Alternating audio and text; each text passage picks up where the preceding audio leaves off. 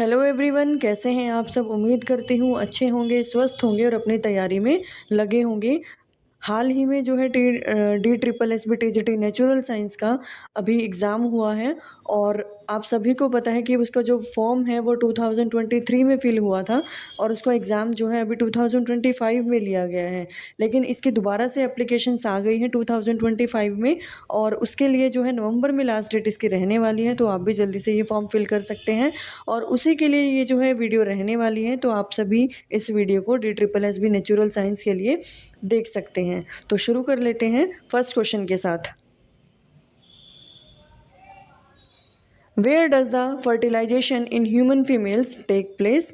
तो फीमेल के अंदर जो फर्टिलाइजेशन होता है वो होता है फेलोपियन ट्यूब के अंदर, जिसको हम ओविडक्ट के नाम से भी जानते हैं। वन पेयर ऑफ जो फेलोपियन ट्यूब का है वो फीमेल के अंदर होता है।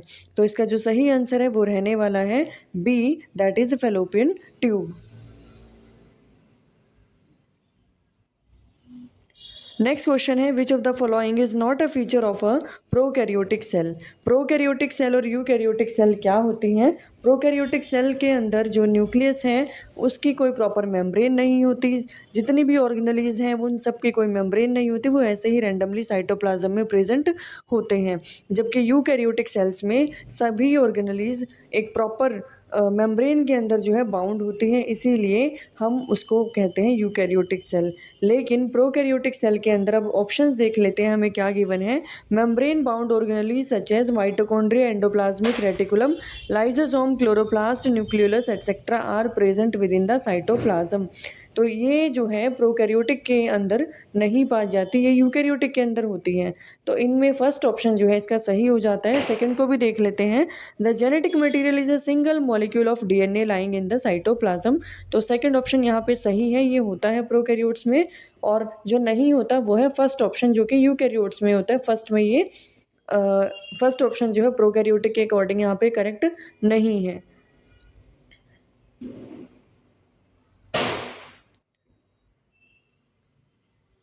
नेक्स्ट है which of the following are known as suicidal bags.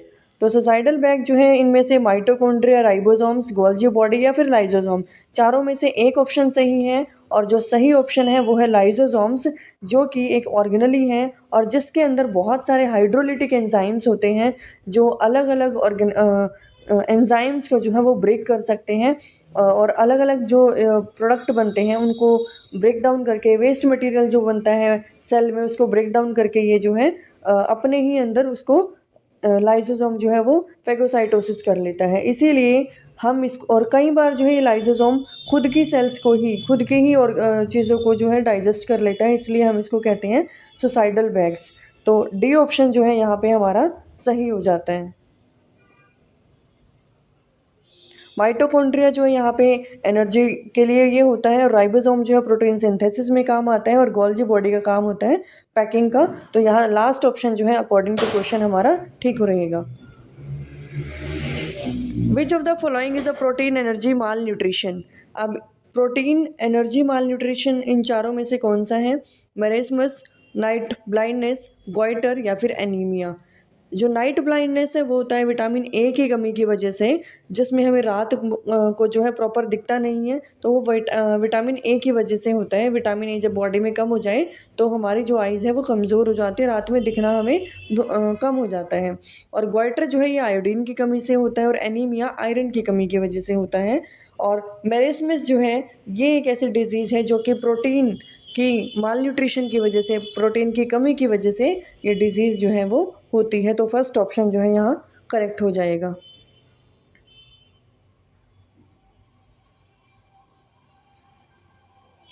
Next question है which of the following Manning's of the human brain forms the thin delicate middle layer giving a web like appearance. अगर हम अपने brain की बात करें तो हमारा जो दिमाग है, हमारा जो ब्रेन है, वो ब्रेन 3 लेयर्स के साथ जो है कवर होता है। जैसे हम कोई गिफ्ट रैप करते हैं उसके ऊपर जो कवरिंग होती है, इसी तरीके से सेम हमारा ब्रेन भी जो है 3 अलग अलग लेयर्स के साथ रैप्ड होता है और उसमें से सबसे बाहर वाली जो लेयर होती है उसको हम बोलते हैं ड्यूरामीटर और बीच वाली लेयर को हम बोलते हैं अरेक्नॉइड मीटर और जो सबसे अंदर होती है जो ब्रेन से बिल्कुल चिपकी होती है उसको हम बोलते हैं पिया मीटर। तो यहाँ पे क्वेश्चन में हमें गिवन है मिडल लेयर कौन सी है, वो हमें बतानी है। तो मिडल लेयर जो वेब की तरह दिखती है उसको हम बोलते हैं अरेक्नॉइड मैटर। तो डी ऑप्शन यहाँ पे हमारा सही हो जाएगा।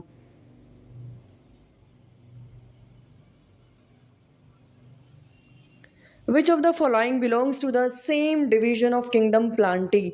ऐसा इनमें से कौन सा ऑप्शन है जो प्लांटी में ही आता है। अब इसमें अगर ऑप्शंस देखें, अल्वा फ्यूनेरिया और इलोथ्रिक्स, Riccia Marchantia फिनोरिया, spirogyra Riccia cycas, Marchantia मेर्जिलिया और फंड।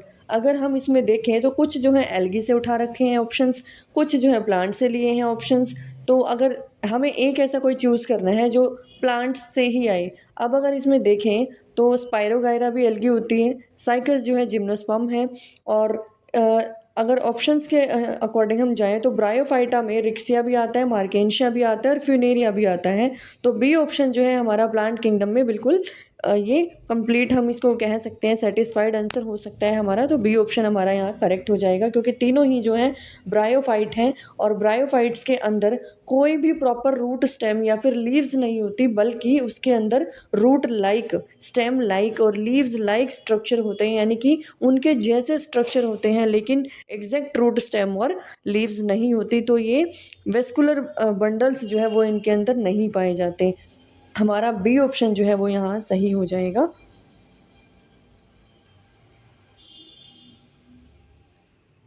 नेक्स्ट क्वेश्चन है which of the following minerals is prime function is to maintain growth and keep osmotic balance of cells and blood.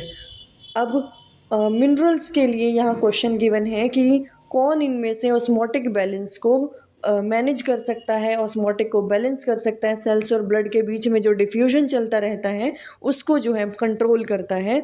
तो जैसा कि हमने पढ़ा भी है, सोडियम पोटाशियम पंप चलता है, और जिसकी वजह से हम कहते हैं कि जैसे एक सेल से दूसरी सेल के अंदर अगर डिफ्यूजन हो रहा है तो सोडियम और पोटाशियम का काफ़ी इंपॉर्टेंट रोल हो जाता है। तो पोटाशियम जो है यहाँ पे सही आंसर रहेगा हमारा, बी ऑप्शन करेक्ट हो जाएगा।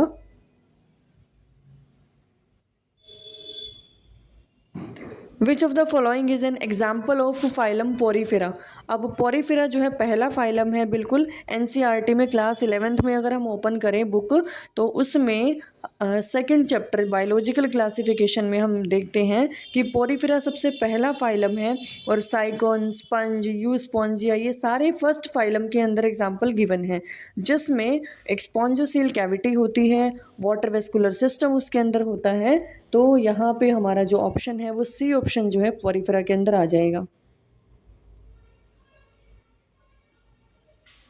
और बाकी जो है इनमें जैसे हाइड्रा है वो निडेरिया से बिलोंग करता है, और प्लेनेरिया जो है ये प्लेटीहेल्मिन्थीस से बिलोंग करता है, और पिन वॉर्म जो है वो एक यहाँ पे ये आएगा, मीन्स ये एक डिफरेंट फाइलम में आता है। इसका जो एग्जैक्टली नेम है वो मुझे अभी नहीं याद आ रहा है। तो प्लेनेरिया प्लेटीहेल्मिन्थीस में आता है, और हाइड्रा जो है वो निडेरिया में आता है, साइकोन ये आता है पोरीफेरा में। इसके और भी एग्जांपल हो सकते हैं, जैसे स्पंज आएगा, स्पंज भी पोरीफेरा में ही आता है, और यूस्पोंजिया आएगा वो भी पोरीफेरा में ही आएगा। और इसके अंदर जो है वाटर वेस्कुलर सिस्टम होता है, ऑस्कुलम होता है, ऑस्टिया होता है, पोर्स होते हैं। तो ये सब कुछ किस में आएगा, पोरीफेरा में आएगा, पहला फाइलम है ये हमारा। नेक्स्ट क्वेश्चन है which of the following is transmitted by the female Culex mosquito. अब इनमें से ऐसा कौन सी डिजीज़ है, क्या है जो कि क्यूलिक्स मॉस्किटो ट्रांसफ़र करता है, स्प्रेड करता है डिजीज़ को। तो कोंगो फीवर जो है वो एक वायरल फीवर होता है, और फिलेरिसिस जो है ये क्यूलिक्स मॉस्किटो फैलाती है। डेंगू ये जो है एडीज मॉस्किटो की वजह से होता है, और मलेरिया जो है ये एनोफिल्स मॉस्किटो की वजह से होता है, एनोफिलीज मॉस्किटो। तो यहाँ हमारा करेक्ट ऑप्शन हो जाएगा फिलेरिसिस, जिसकी वजह से जो फिलेरिसिस डिजीज़ है ये Culex mosquito, female Culex mosquito इसको जो है स्प्रेड करता है, ये इसका एक वेक्टर है।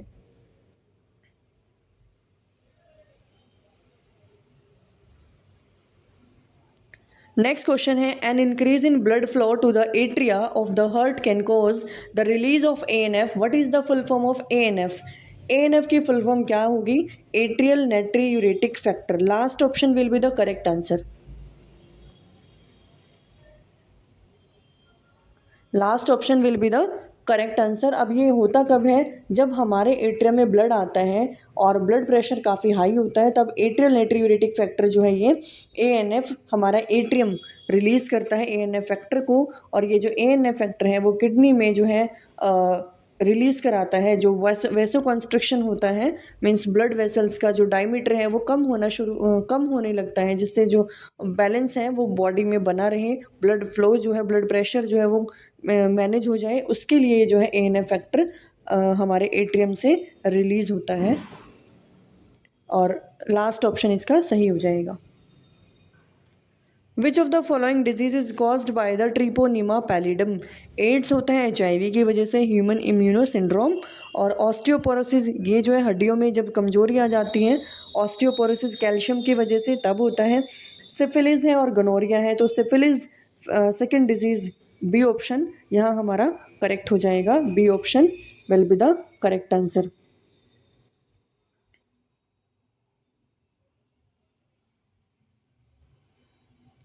A minute vessel of peritubular capillaries network runs parallel to the Henle loop forming a।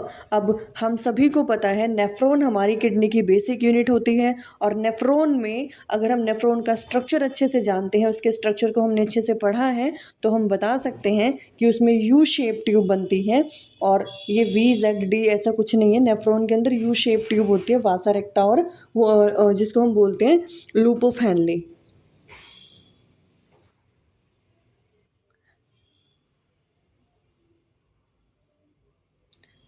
वासा रेक्टा जो है लूप ऑफ हैनले के चारों तरफ एब्जॉर्प्शन कराने में हेल्प करती है, तो उसके चारों तरफ एक और जो दूसरा नेटवर्क लाइक स्ट्रक्चर होता है वो वासा रेक्टा है, और यू शेप ट्यूब जो है उसको हम लूप ऑफ हैनले बोलते हैं, तो B option will be the correct answer.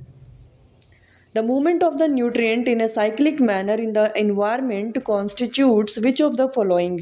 अगर environment से कुछ भी न्यूट्रिएंट जो है साइक्लिक मैनर में चल रहा है, साइक्लिक तरीके से कुछ बदल रहा है, कुछ हो रहा है, कुछ चेंजेस आ रहा है इन्वायरमेंट में, तो ऐसी साइकिल को हम क्या नाम देंगे? Biogeochemical cycle, organic life cycle, या इनऑर्गेनिक लाइफ साइकिल, या फिर बायोस्फीयर साइकिल। तो फर्स्ट ऑप्शन जो कि बायोजियोकेमिकल साइकिल है वो हमारा यहाँ पे सही हो जाएगा। Answer first will be the correct answer. What percentage does oxygen contributes in the composition of air। अगर इन्वायरमेंट में हम बात करें तो कौन सी गैस या फिर एयर कितना परसेंट है? हम सभी ने पढ़ा है कि सबसे ज़्यादा जो है नाइट्रोजन होती है 78%, और 21% हमने नाइट्रोजन पढ़ा है, और उसके अलावा जो बाकी गैसेस हैं हाइड्रोजन, हीलियम, वो सब होते हैं 0.03%। तो अगर ऑक्सीजन का पूछा है तो नियर बाय यहाँ पे हमारा फर्स्ट ऑप्शन करेक्ट हो सकता है, 20.09%। First option will be the correct answer. Next question है, a normal human being on an average breaths how many times in a day. अब यहाँ पे हमें थोड़ी सी कैलकुलेशन करनी पड़ेगी। अगर एक इंसान 1 मिनट में 12 से 15 बार सांस ले रहा है, तो वो 1 घंटे में कितनी बार सांसें लेगा, और फिर एक दिन में कितनी बार सांसें लेगा? अब यहाँ पे अगर 1 मिनट में 12 से 15 बार लेता है, तो 1 घंटे में कितना होगा, यानी 60 मिनट में कितना होगा?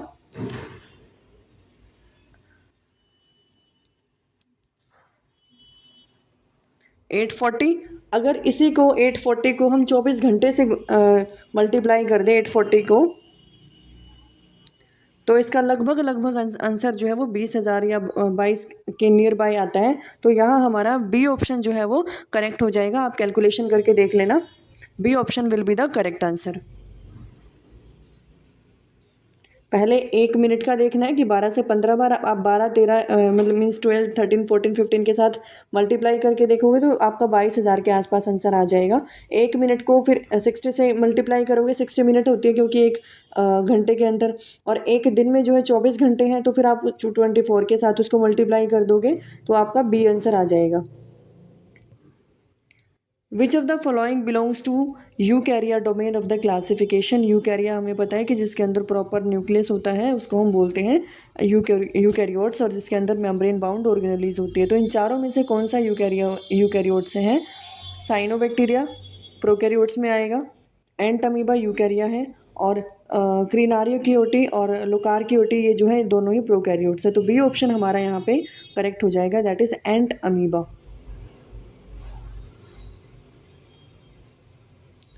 Consider the following statements about a kingdom. It includes multicellular or many-celled organism. B option है the body is made up of network of fine threads called hyphae. Which of the following is an organism belonging to the kingdom? अब इनमें से कौन सा है जो statement के साथ सही जा रहा है? अब माइसीलियम जो है इनमें से मशरूम के अंदर ही बनती है, ठीक है। अमीबा के अंदर तो कोई माइसीलियम नहीं बनता। अमीबा में जो है फॉल्स फीट बनते हैं फूड को जब वो एनगल्फ करता है। माइकोबैक्टीरियम में भी ऐसा कुछ नहीं है, तो मशरूम जो है इसका करेक्ट आंसर हो जाएगा। Which of the following statement is correct? 31 pair of spinal nerves emerge from the spinal cord. हमारी स्पाइनल कोड से 31 पेयर ऑफ स्पाइनल नर्व्स निकलती हैं जो कि हमारा पीएनएस यानी कि पेरिफेरल नर्वस सिस्टम बनाती हैं। और सेकंड ऑप्शन है the function of the sympathetic and parasympathetic nervous system are complementary to each other. क्या ये दोनों एक दूसरे के कॉम्प्लीमेंट्री हैं? तो ये आंसर भी यहाँ पे सही हो जाता है। सिम्पथेटिक पैरा और ये दोनों जो है एक दूसरे को कॉम्प्लीमेंट्री होते हैं, ठीक है। तो दोनों ही ऑप्शन सही है, both 1 and 2 will be the correct answer. B option will be the correct. What is the name of the insulating fatty sheath that covers the axon of the most neurons?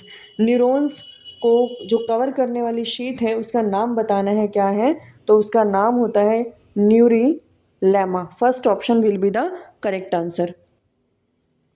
How many chromosomes are there in sperm and an ovum और an egg of human beings? कितने होते हैं gametes के अंदर? We all know human beings के अंदर 46 chromosome है और गैमेट्स के अंदर हाफ हो जाते हैं, that is haploid nature of gametes. तो ये हो जाते हैं 23। डिपेंड करता है सेक्स क्रोमोसोम पे। XX है तो फीमेल का होगा और XY है तो वो मेल का होगा, यानी कि स्पर्म होगा, और फीमेल है तो ओवा होगा, ठीक है। तो B option will be the correct answer.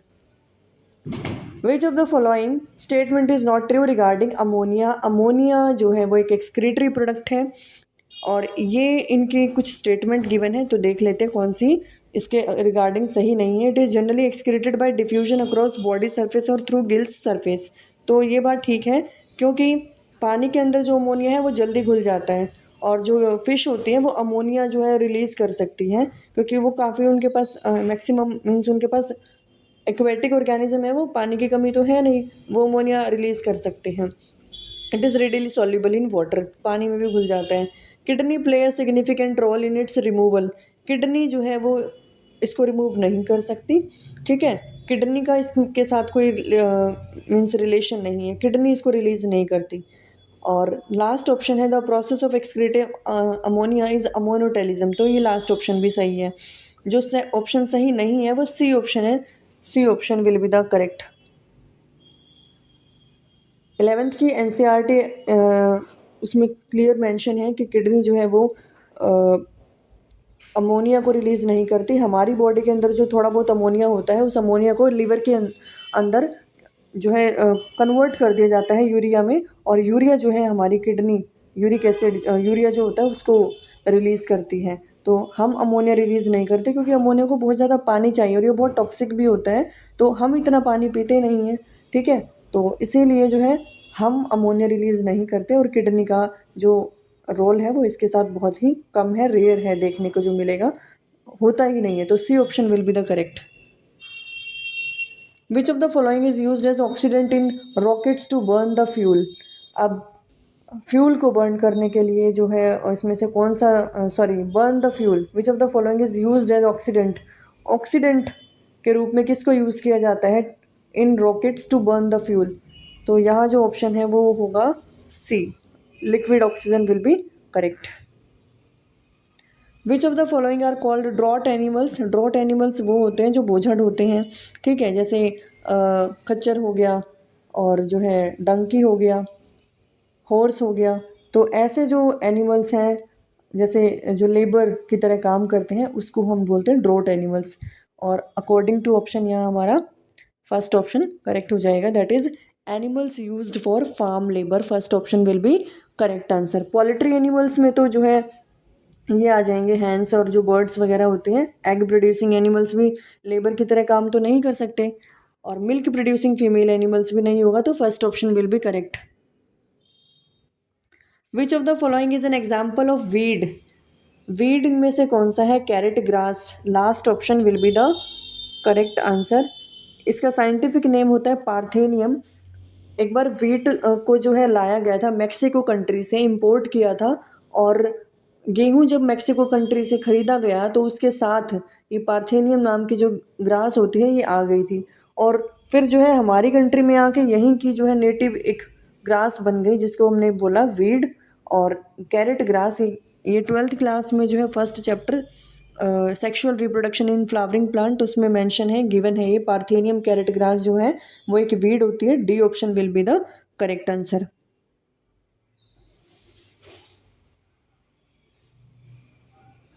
The main layer of atmosphere from the surface of earth up to 10 kilometre is cold. तो 10 किलोमीटर के आसपास के जो मीन्स एटमोसफेयर से ऊपर तक जो 10 किलोमीटर है वो कौन सी लेयर है? यहाँ पे आंसर है हमारा ट्रोपोस्फेयर, जिसमें एरोप्लेन भी उड़ते हैं, और जो है मौसम बदलाव जो होता है वो सब कुछ, बारिश वगैरह जो होती है, बादल बनते हैं, वो सब कुछ कहाँ होता है? ट्रोपोस्फेयर के अंदर होता है। और ट्रोपोस्फेयर के जस्ट बाद जो लेयर होती है वो होती है स्ट्रेटोस्फेयर। ठीक है, सबसे पहले ट्रोपोस्फेयर है, फिर स्ट्रेटोस्फेयर है, फिर मीजोस्फेयर होती है, और सबसे लास्ट में होती है थर्मोस्फेयर। और सबसे ठंडी जो होती है वो होती है स्ट्रेटोस्फेयर, जो तीसरे नंबर पे आती है। तो अकॉर्डिंग टू क्वेश्चन हमारा फर्स्ट ऑप्शन जो है सही हो जाएगा, that is troposphere. The excessive use of fertilizer and pesticides in agriculture has lead to which of the following phenomena? अगर हम ज़्यादा से ज़्यादा फर्टिलाइज़र और पेस्टिसाइड का यूज़ करेंगे खेती में तो क्या होगा?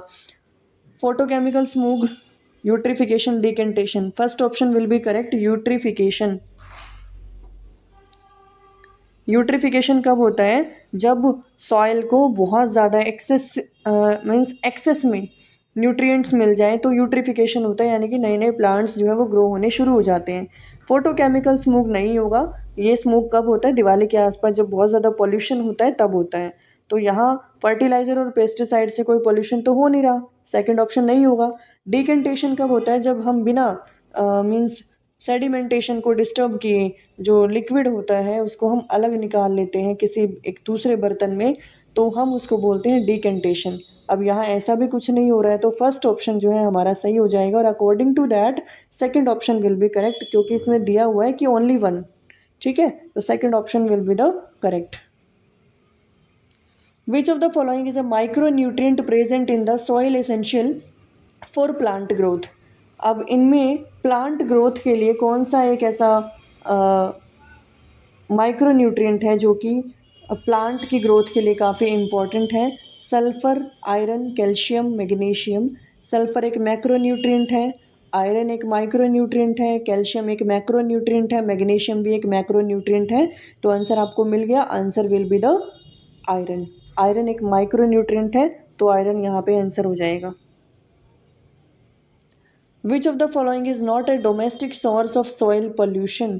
सॉइल पोल्यूशन आंसर आप इजीली इसका दे सकते हो कि फर्टिलाइजर्स से कोई पोल्यूशन होगा नहीं। ठीक है, ज़्यादा यूज़ करोगे तो कुछ भी हो सकता है, बट यहाँ हमें ऐसी कोई कंडीशन दी नहीं है।